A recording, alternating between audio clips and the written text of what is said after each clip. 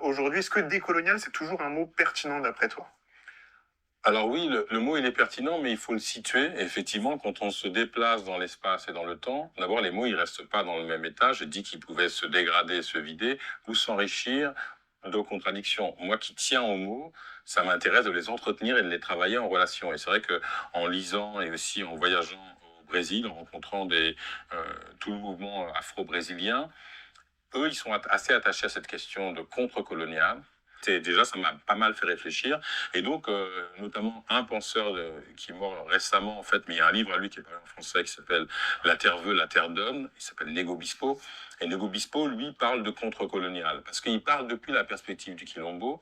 Et il dit, ben, nous, en fait, à un moment donné, ce qu'on veut défendre, c'est que notre espace n'est pas un espace colonial, qui n'est pas produit par le capitalisme occidental, qui n'est pas, en fait, un rapport de ce qu'il appelle l'homme. Et ça, c'est un autre aspect qui est important pour moi.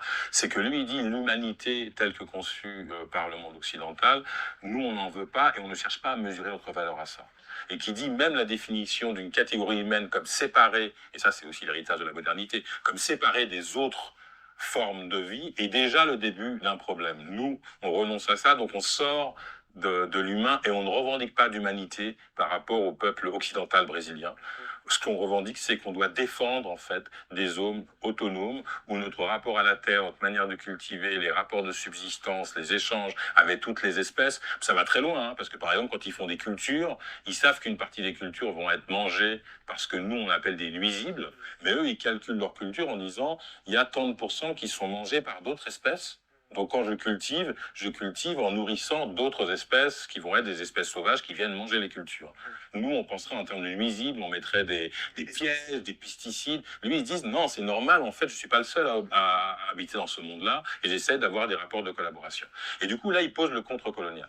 Et moi, au Brésil, j'ai beaucoup discuté dans les universités américaines, brésiliennes, entre décolonial et contre-colonial.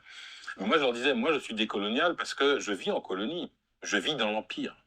Et donc, pour moi, ça m'a permis de réfléchir à une autre manière de penser le moment décolonial, c'est-à-dire c'est de tendre vers le contre-colonial, c'est-à-dire de tendre vers la création de lieux d'autonomie tels que sont les quilombos. C'est-à-dire de libérer de cette trame capitaliste des espaces dans lesquels les choses fonctionnent autrement.